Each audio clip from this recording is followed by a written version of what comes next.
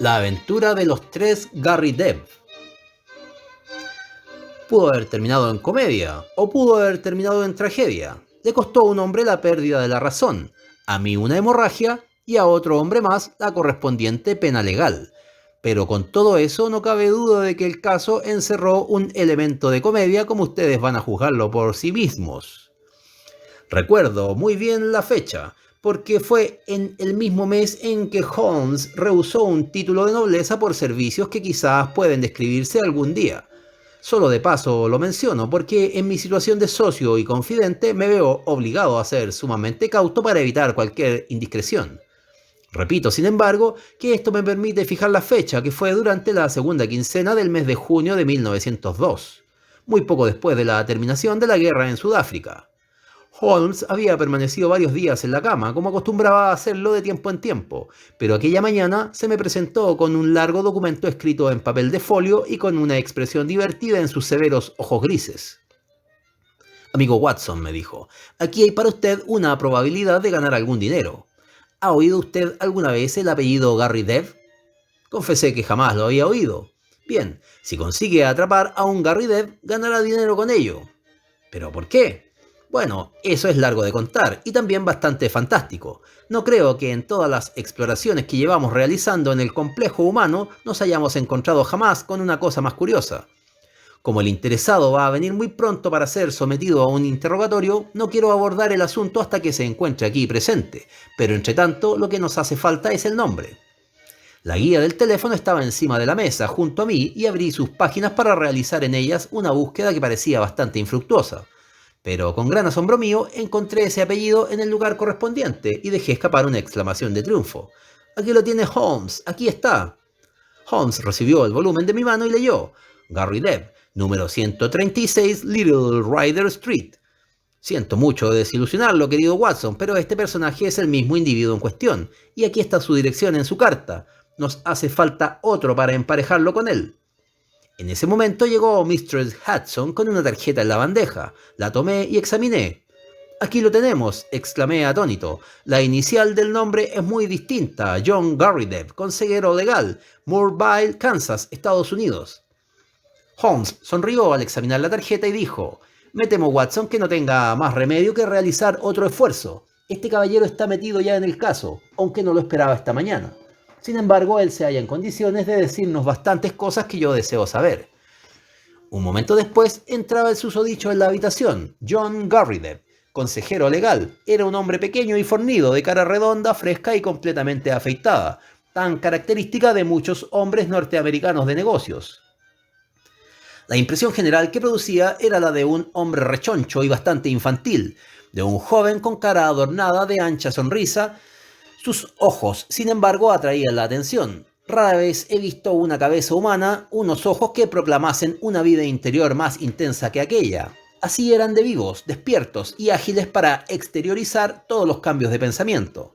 Hablaba con acento norteamericano, pero sin ninguna excentricidad en la manera de expresarse. «¿Es el señor Holmes?», preguntó mirando primero a uno y luego a otro. «Ah, ya entiendo. Yo diría que sus retratos no son demasiado distintos a la realidad. Creo que ha recibido una carta de otra persona que lleva mi mismo apellido, el señor Nathan Garrideb, ¿es así?». «Siéntese, por favor», dijo Sherlock Holmes. «Creo que tenemos mucho de qué hablar». Tomó las hojas de papel de oficio. «Usted es sin duda el señor John Garrideb, del que se habla en este documento. Pero lleva ya algún tiempo en Inglaterra, ¿no es cierto?». «¿Por qué lo dice, señor Holmes?». Creí leer en aquellos ojos expresivos una súbita sospecha. «Porque todo su equipo es inglés». El señor Garrideb dejó oír una sonrisa forzada. «Señor Holmes, estoy enterado ya de sus artimañas, pero nunca pensé que yo mismo sería el sujeto con quien las ejercitase. ¿De dónde saca lo que ha dicho?». «Por el corte de la hombrera de su chaqueta, por la puntera de sus botas. ¿Hay alguien que pueda tener la menor duda?». «Bien, bien, no me imaginaba que mi britanismo saltase de esa manera a la vista. Lo cierto es que los negocios me trajeron a este lado del mar hará algún tiempo, y por eso mi vestimenta es, como usted dice, casi por completo londinense. Pero me imagino que su tiempo vale mucho, y que no nos hemos reunido para hablar del modelo de mis calcetines. ¿Qué le parece si dedicamos nuestra atención a ese documento que tiene usted en la mano?». No sé por qué, pero la verdad era que Holmes había hecho erizar a nuestro visitante, cuya cara regordeta se había revestido de una expresión mucho menos simpática. Paciencia, señor Garrydeb, paciencia, dijo mi amigo en tono tranquilizador. El doctor Watson podría decirle que estas pequeñas digresiones mías suelen a veces tener alguna influencia sobre los asuntos, como se demuestra al final. Pero ¿por qué razón no vino usted con el señor Nathan Garrydeb? ¿Y por qué razón tuvo él que involucrarlo en este asunto, digo yo? Preguntó nuestro visitante con un súbito arrebato de ira. ¿Qué tenía que ver con ello? Nos encontramos con un asunto puramente profesional entre dos caballeros y uno de ellos se siente obligado a dar intervención a un detective. Esta mañana hablé con ese señor y entonces él me expuso esta fea jugarreta que me ha hecho, y por esa razón he venido, pero a pesar de todo la cosa me molesta bastante. La medida no significa nada en su contra, señor Garrydeb. Fue inspirada simplemente por el interés que él tiene en alcanzar la finalidad que persigue, finalidad que, según tengo entendido, es de la misma vital importancia para ambos. Él sabía que yo dispongo de medios de conseguir informes y por consiguiente era muy natural que recurriese a mí.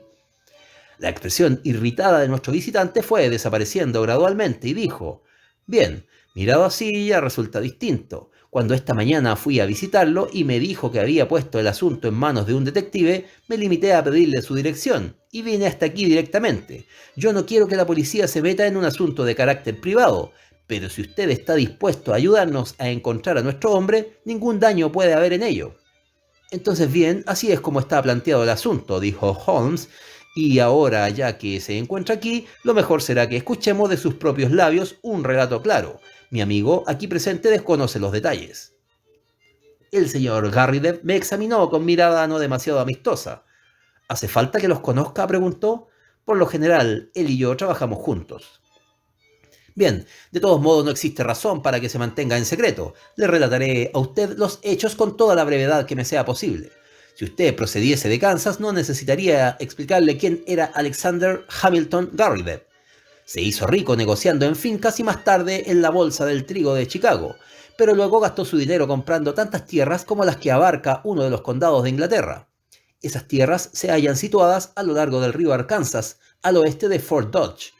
Se trata de tierras de pastoreo, maderera, cultivable y de minerales, y de toda otra clase de tierras que brinde dólares al hombre que las posea. Y no tenía conocidos ni parientes, o si los tenía, nunca había oído hablar de ellos, pero adquirió una especie de orgullo por la rareza de su apellido. Eso fue lo que nos juntó. Yo estaba trabajando como abogado en Topeka y un día tuve una visita del anciano. Se encontraba muerto de risa por encontrar otro hombre con su mismo apellido. Era su nueva afición favorita y estaba completamente dispuesto a averiguar si había más Garrydebs en el mundo. «Encuéntrame otro», dijo. Le contesté que era un hombre ocupado y no podía gastar mi vida paseando por el mundo en busca de Garrydebs. «Nada menos», dijo él. «Eso es justo lo que hará si las cosas salen tan bien como las planeé». Pensé que estaba bromeando, pero había mucho significado en sus palabras, como estaba pronto a descubrir, ya que murió un año después de decir esto y dejó un testamento tras de él. Era un extraño testamento que había sido archivado en el estado de Kansas. Sus propiedades fueron divididas en 3 partes y tuve que aceptar la condición de encontrar 2 Garrydebs, quienes deberían compartir conmigo el resto de la herencia. Eran $5 millones para cada uno, pero no podíamos poner un dedo sobre el dinero hasta que estuviésemos los 3. Era una gran oportunidad para que ejercitara mi práctica legal y me puse en camino en busca de los Garrydebs. No hay ninguno en los Estados Unidos. Busqué por él, señor, con gran esmero, pero nunca pude encontrar un Garrydeb. Entonces probé en Inglaterra. Indudablemente debían haber suficientes nombres en el directorio telefónico de Londres. Fui tras él hace 2 días y le expliqué todo el asunto, pero era un hombre solitario, como yo, con algunas familiares, mujeres, pero ningún varón. El testamento hablaba de 3 hombres adultos, así que verá que hay una vacante, y si pudiera ayudarnos a llenarla, estaríamos dispuestos a pagarle por sus costos. «Bien, Watson», dijo Holmes con una sonrisa. «Dije que era algo caprichoso, ¿no es cierto? Debería pensar, señor, que lo más obvio que debería hacer es poner anuncio en los periódicos». «Lo he hecho, señor Holmes, ninguna respuesta». «Mi estimado señor, bien, estamos ciertamente ante un pequeño y curioso problema. Consultaré mi agenda. Por cierto, es curioso que haya venido de Topeka. Yo solía tener un corresponsal, ahora está muerto, el viejo Dr. Lysander Starr, quien fue mayor en 1890. El buen doctor Starr, dijo nuestro visitante. Su nombre aún es honorable. Bien, señor Holmes, debo suponer que todo lo que podemos hacer es esperar que nos informe y nos haga saber cómo progresan sus investigaciones. Cuento con usted para oír novedades en un día o dos. Con esta seguridad, nuestro americano se inclinó de modo respetuoso y se marchó. Holmes tenía encendida su pipa y se sentó durante un tiempo con una sonrisa curiosa sobre su cara. ¿Y bien?, pregunté al fin. Me estoy preguntando, Watson, solo preguntando. ¿El qué? Holmes tomó la pipa de sus labios. Me estaba preguntando, Watson, qué cosa sobre la Tierra puede ser el objetivo de este hombre para decirnos tal maraña de mentiras. Estuve cerca de preguntarle, pero hay veces en que un directo ataque frontal es la mejor acción. Pero juzgué que sería mejor dejarle pensar que nos había engañado. Tenemos un hombre con un traje inglés raído en los codos y pantalones abultados en la rodilla, con una vestimenta añeja y, por este documento y por su propio aspecto, se trata de un americano provinciano que posteriormente desembarcó en Londres. No puso ningún anuncio en los periódicos. Usted sabe que no me pierdo nada en esa sección. Nunca hubiera pasado por alto un anuncio como ese. Nunca conocí a un doctor Lysander Starr de Topeka. Por donde quiera que lo tanteé me resultó falso. Creo que el individuo es en efecto norteamericano, pero sus años de residencia en Londres han limado su acento característico. ¿Qué juego se trae entonces y qué móvil se esconde detrás de la absurda búsqueda de los Garrideb? La cosa merece que le dediquemos nuestra atención porque, aceptando que este individuo es un sinvergüenza, no cabe duda de que es un sinvergüenza complejo e ingenioso. Vamos ahora a poner en claro si el otro corresponsal nuestro es también fraudulento. Hágame el favor de llamarlo por teléfono, Watson.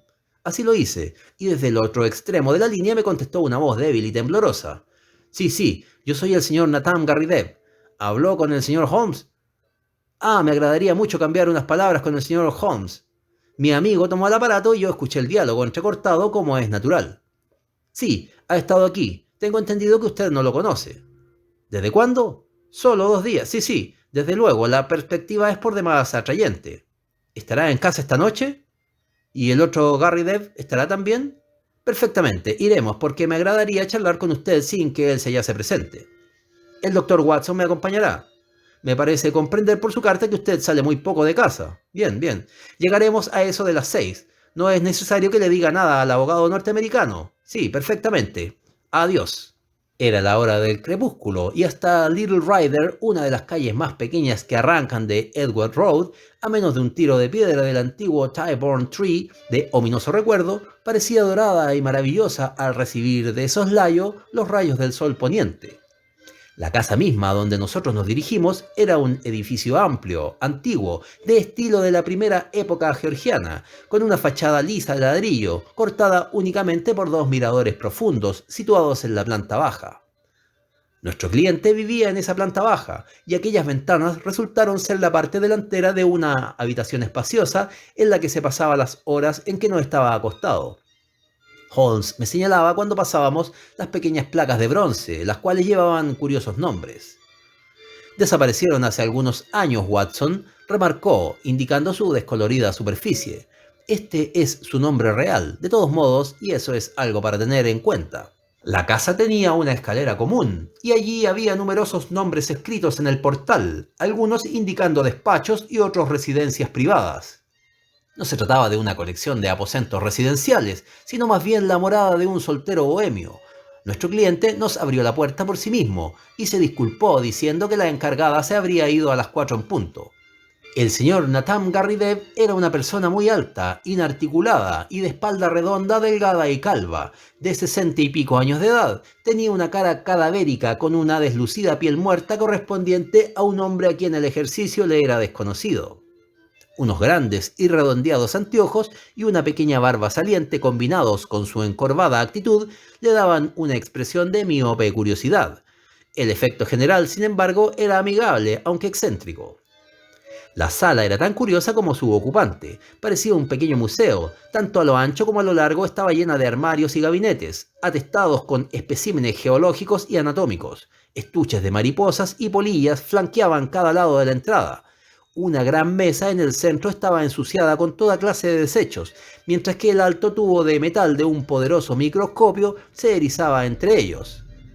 Mientras hojeaba alrededor, me sorprendí en la universalidad de los intereses del hombre. Aquí había un estuche de monedas antiguas, allí un gabinete de instrumentos de la edad de piedra. Detrás de la mesa central, un gran armario de huesos fósiles, por encima una línea de cráneos de yeso con nombres tales como Neandertal, Heidelberg, Cro-Magnon, impresos bajo ellos. Era claro que era un estudiante de variadas materias. Mientras permanecía frente de nosotros, tenía en la mano derecha un trozo de piel de gamuza, con la que estaba abrillantando una moneda, de Siracusa, perteneciente al mejor periodo, nos explicó exhibiéndola. Más adelante degeneraron muchísimo. En su momento de esplendor yo las considero magníficas, aunque algunos prefieran las producciones de la Escuela de Alejandría. Señor Holmes, aquí encontrará una silla. Permítanme que quite antes estos huesos y usted, señor, ya caigo, doctor Watson, tenga la bondad de apartar a un lado el jarrón japonés. Aquí me ven ustedes, en medio de las pequeñas aficiones de mi vida. Mi médico me sermonea porque no salgo jamás, pero ¿para qué necesito salir teniendo como tengo aquí tantas cosas que me atraen? Les aseguro que solo para catalogar debidamente el contenido de una de esas vitrinas necesitaría mis buenos 3 meses.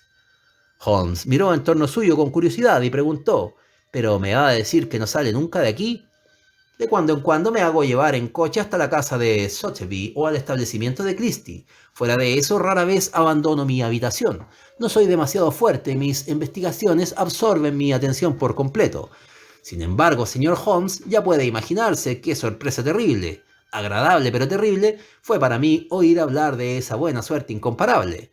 Solo falta otro Garry Depp para completar el asunto, y con toda seguridad que conseguiremos encontrarlo.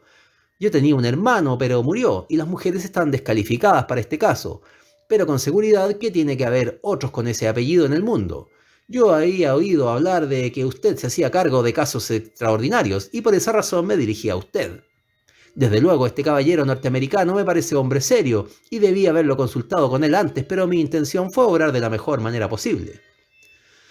Creo que usted obró muy sabiamente, le dijo Holmes, pero ¿de verdad que siente verdaderos deseos de ser propietario de tierras en Norteamérica? De ninguna manera, señor. Nada sería capaz de inducirme a abandonar mi colección, señor. Pero este caballero me ha dado la seguridad de que si dejamos sentados nuestros derechos, me comprará mi parte. Se habló de la suma de 5 millones de dólares. En este momento se ofrecen en el mercado una media docena de ejemplares que llenarían lagunas que hay en mi colección y que yo no puedo comprar porque me faltan algunos centenares de libras esterlinas. Piense en todo lo que yo podría realizar con 5 millones de dólares. Tengo ya el núcleo necesario para formar una colección nacional. Seré conocido como el Hans Sloane de mi época. Le brillaban los ojos tras los cristales de sus anchas gafas. Era evidente que Nathan Garry Depp no escatimaría esfuerzos para descubrir a otro hombre que llevase el mismo apellido. Vine con el exclusivo objeto de conocerlo, y no hay razón que justifique que interrumpa sus estudios, dijo Holmes. Prefiero siempre establecer contacto personal con las personas para quienes trabajo. Son muy pocas las preguntas que aún me quedan por hacerle, ya que llevo en el bolsillo el clarísimo relato que usted me envió, y he llenado los huecos que en él había aprovechando la visita de ese caballero norteamericano. He creído entender que usted ignoraba su existencia hasta esta misma semana. Así es, en efecto. Vino a visitarme el martes pasado. ¿Y le ha hablado de la entrevista que sostuvimos hoy? Sí, vino derecho desde su casa. Antes se había irritado mucho. ¿Y qué razón tuvo para ello? Pareció creer que era poner en tela de juicio su respetabilidad, pero cuando regresó venía muy alegre. ¿Y le indicó alguna norma de acción? No, señor, en absoluto. ¿Recibió o le ha pedido alguna suma de dinero? Jamás, señor. ¿Usted no cree que él anda detrás de alguna cosa? No, señor, salvo lo que él me ha expuesto. ¿Le anunció que nos habíamos dado cita por teléfono? Sí, señor, se lo dije. Holmes se quedó meditando. Yo veía que estaba intrigado. ¿Hay en su colección algunos ejemplares de gran valor? No, señor, no soy rico. Es una colección buena, pero no de precio extraordinario. ¿Y usted no tiene miedo a los ladrones de casas? No. ¿Qué tiempo lleva ocupando estas habitaciones? Cerca de 5 años. El interrogatorio de Holmes se vio interrumpido por una vigorosa llamada en la puerta. No bien nuestro cliente abrió el pestillo, entró en el cuarto, presa de gran excitación, el abogado norteamericano. ¡Ya lo tenemos!, exclamó agitando por encima de la cabeza un periódico. Me pareció que llegaría a tiempo. Mil felicitaciones, señor Nathan Garridev. Ya es rico, señor. Nuestro asunto ha terminado con toda felicidad y todo está en regla. En cuanto a usted, señor Holmes, solo podemos decirle que lamentamos haberlo molestado inútilmente. Entregó el periódico a nuestro cliente, que se quedó de una pieza, mirando con ojos de asombro un anuncio que estaba marcado. Holmes y yo nos inclinamos hacia adelante y leímos por encima de su hombro. He aquí lo que decía. Howard Garridev, constructor de maquinaria agrícola. Agavilladoras, cosechadoras, arados a vapor y manuales, sembradoras mecánicas, rastrillos, carruajes de granero, carruajes de 4 puertas y toda clase de accesorios. Presupuestos para pozos artesianos, dirigirse a Grosvenor Building, Aston. Magnífico, exclamó casi sin aliento nuestro huésped, ya tenemos nuestro tercer hombre. Inicié investigaciones en Birmingham, dijo el norteamericano, y el agente que tengo allí me ha enviado este anuncio, que apareció en un diario de la localidad. Tenemos que darnos prisa y acabar el asunto. He escrito a este señor anunciándole que mañana a las 4 de la tarde iría a visitarlo a su oficina. ¿Quiere que sea yo quien vaya a visitarlo? ¿Qué le parece, señor Holmes? ¿No cree que sería lo más acertado? Me presento yo, por ejemplo, que soy norteamericano que anda por el mundo y cuento una historia maravillosa. ¿Por qué habría de confiar en mí? Usted, en cambio, es un inglés que puede ofrecer sólidas referencias y él no tendrá más remedio que tomar en consideración lo que le cuente. Yo no tendría inconveniente en ir con usted si así lo desea, pero da la coincidencia de que mañana es un día en que he de andar ocupadísimo y siempre estaría a tiempo de visitarlo otro día, si usted encontrara alguna dificultad. La verdad es que no he hecho un viaje así desde hace muchos años. Es una cosa de nada, señor Garridev. Yo he calculado ya su horario. Usted sale de aquí a las 12 para llegar poco después de las 2. Puede regresar a la noche. No tiene que hacer otra cosa que entrevistarse con ese hombre, explicarle el asunto y conseguir una fe de vida oficial de su existencia. Por Dios, agregó acaloradamente, que si tiene en cuenta que yo he venido desde el centro de los Estados Unidos, no supone gran cosa que se desplace un par de cientos de kilómetros para dar fin a este asunto. Muy exacto, dijo Holmes. Creo que lo que este caballero dice es muy cierto.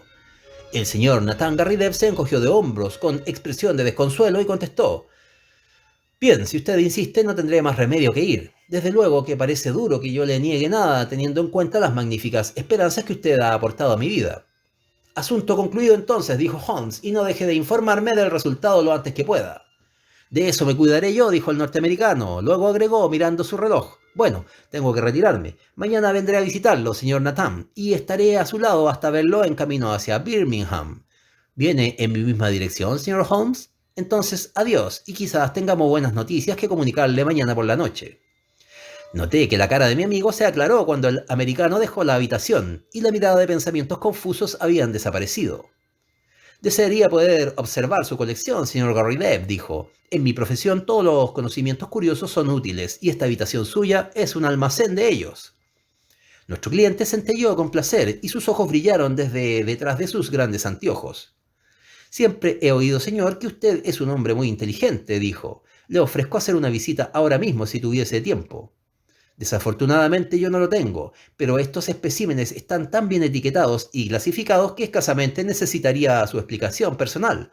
¿Tendría alguna objeción para que realizase una visita mañana si tengo tiempo? No, para nada. Es realmente bienvenido. Este lugar estará, por supuesto, cerrado, pero la señora Saunders estará en el sótano hasta las 4 en punto y le dejará aquí con su llave.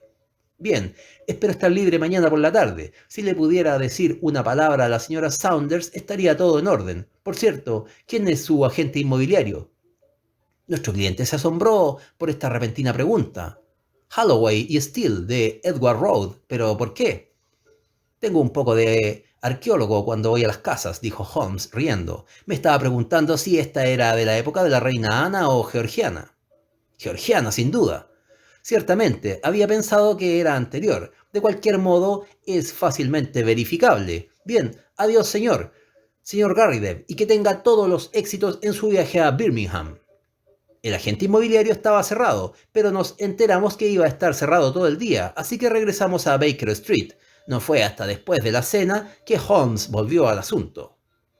Nuestro pequeño problema se acerca al final, dijo. No hay duda de que ha delineado la solución en su propia mente. No comprendo ni una palabra de ello. La cabeza está seguro suficientemente despejada y la cola la veremos mañana. ¿No ha notado nada curioso acerca del anuncio? Vi que la palabra arado estaba mal escrita. Oh, ha notado eso, ¿no es cierto? Venga, Watson, mejora con el tiempo. Sí, era un mal inglés, pero un buen americano. El impresor lo ha puesto como lo recibió. Fíjese en la palabra carruaje. Eso también es americano. Y los pozos artesianos son comunes con ellos más que con nosotros. Era un típico aviso americano, pero pretendiendo ser de una firma inglesa. ¿Qué piensa de ello? Solo puedo suponer que este abogado americano lo puso por sí mismo. ¿Cuál fue su objetivo? No lo puedo entender. Bien, hay dos explicaciones alternativas. De todos modos, él quería enviar a este viejo fósil a Birmingham. Eso está muy claro. Le debería haber dicho que iba a ir a una búsqueda sin sentido, pero reconsiderándolo parecía mejor despejar la escena, dejándole ir. Mañana Watson, bien, él mañana hablará por sí mismo. Holmes se retiró y se levantó muy temprano. Cuando regresó a la hora del desayuno noté que su cara estaba muy seria. Este asunto es más grave de lo que esperaba, Watson, dijo. Es justo que se lo diga, aunque sé que será solamente una razón adicional para que corra de cabeza hacia el peligro. Es todo lo que debe saber, Watson, por ahora, pero hay peligro y debería saberlo. Bueno, Holmes, pero no es el primero que hemos corrido juntos, y espero que tampoco será el último. ¿Cuál es el peligro característico en esta ocasión? Nos encontramos ante un caso muy difícil de desentrañar. He logrado identificar al señor John Garrideb, consejero legal. No es otro que Evans, el asesino de fama siniestra y criminal. Con eso me quedo como estaba. Claro, como que no está dentro de los deberes de su profesión llevar en su memoria un calendario portátil de la cárcel de Newgate. Fui a entrevistarme en el Yard con mi amigo Lestrade. Quizás anden allí en ocasiones algo escasos de intuición imaginativa, pero van por delante del mundo en cuanto a trabajar a conciencia y con método. Se me ocurrió que quizás sus archivos nos pusiesen sobre la pista de nuestro amigo norteamericano. Y cómo no, descubrí su cara recordeta en la galería de retratos maleantes, con una inscripción debajo que decía James Winter alias Moorcroft, alias Evans el asesino. Holmes sacó un sobre del bolsillo y dijo: tomé algunas notas de su expediente. Tiene 44 años, nació en Chicago. Consta que mató a tiros a 3 hombres en los Estados Unidos. Se salvó de ir al presidio porque me dieron influencias políticas. Vino a Londres en el año 1893. Por cuestiones de juego, hirió de bala a un hombre en un club nocturno de Waterloo Road en el año 1895. El agredido murió, pero había sido el provocador de la riña. El muerto resultó ser Roger Prescott, famoso falsificador de Chicago. Evans, el asesino, salió en libertad en el año 1901. Desde entonces ha estado sometido a vigilancia por la policía, pero ha llevado por lo visto una vida normal. Es hombre muy peligroso, suele andar siempre con armas encima y dispuesto a emplearlas. Ese es nuestro pajarraco, Watson, un pajarraco peligroso. ¿Cómo no podrá menos que reconocer? Pero, ¿qué juego es el que se trae?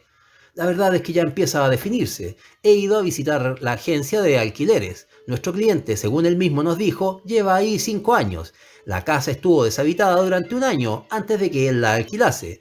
El inquilino anterior era todo un caballero de apellido Waldron. En la agencia recordaban perfectamente los rasgos físicos del señor Waldron. Repentinamente desapareció y nada más se oyó de él. Era un hombre alto, barbudo y de tez oscura. Ahora Prescott, el hombre a quien el asesino Evans disparó, era, de acuerdo a Scotland Yard, un hombre alto y de tez oscura con barba. Como una hipótesis de trabajo, creo que tenemos que tomar que Prescott, el criminal americano, solía vivir en la misma habitación que nuestro inocente amigo ahora dedica a su museo, así que al fin conseguimos un eslabón, como ve. ¿Y el siguiente eslabón? Bien, debemos salir y buscarlo. Tomó un revólver de su escritorio y me lo entregó en mano. Tengo mi preferida conmigo. Si nuestro amigo del lejano oeste trata de actuar de acuerdo a su apodo, nosotros estaremos listos. Le daré 1 hora para que tome una siesta, Watson, y entonces pienso que será hora para comenzar nuestra aventura en Ryder Street. Eran las 4 en punto cuando alcanzamos el curioso apartamento de Nathan Garrideb.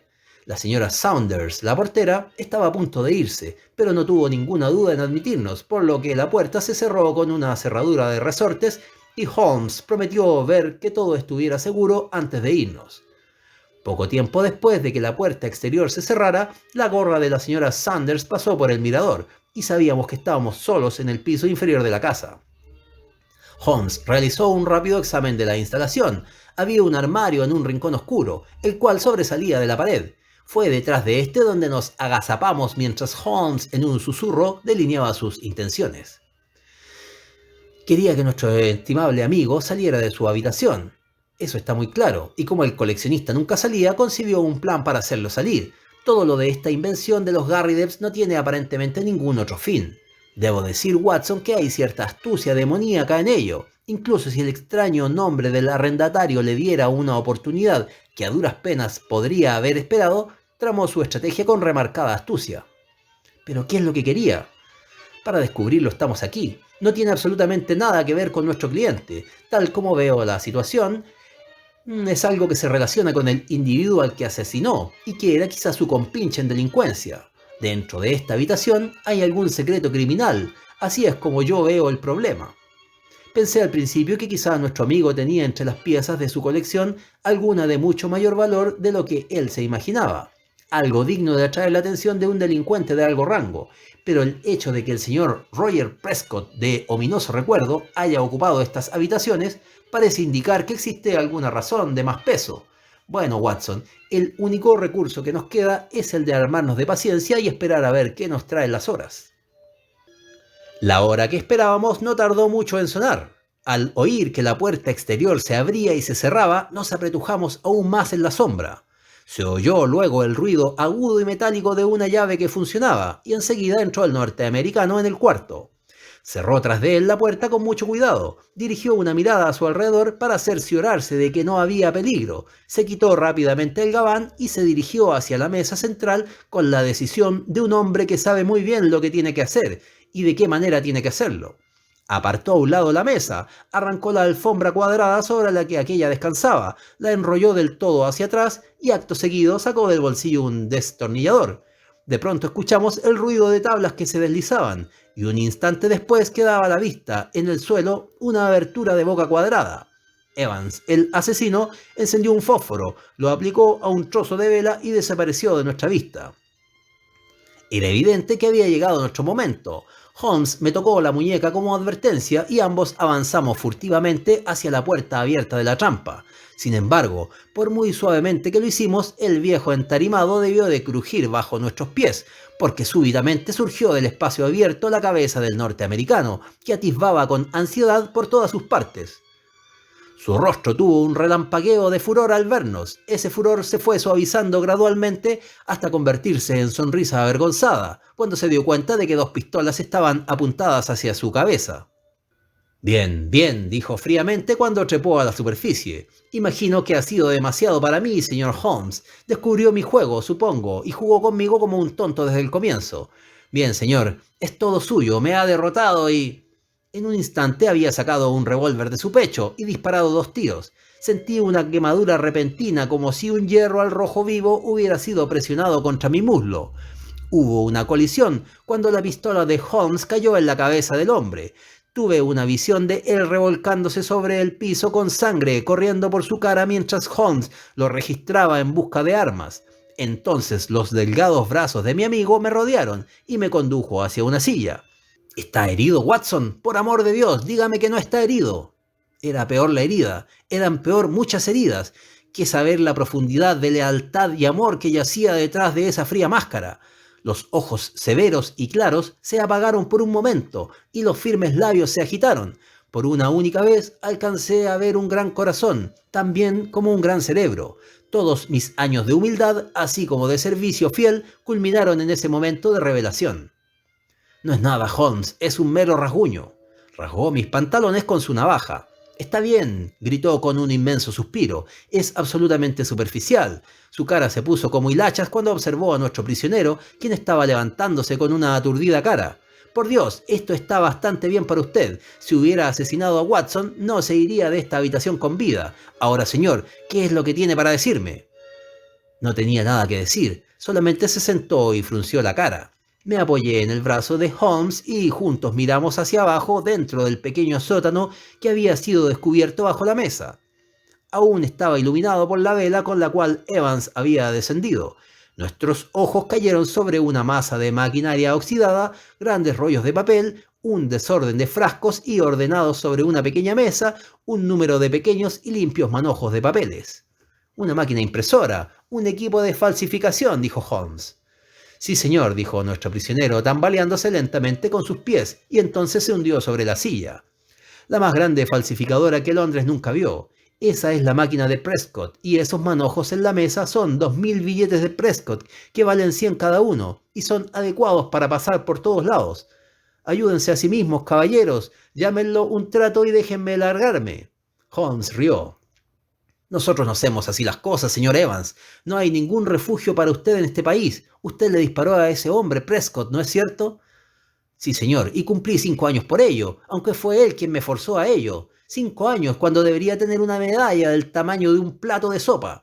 Ningún hombre vivo puede distinguir un Prescott de un Banco de Inglaterra, y si no lo hubiera eliminado, hubiera inundado a Londres con ellos.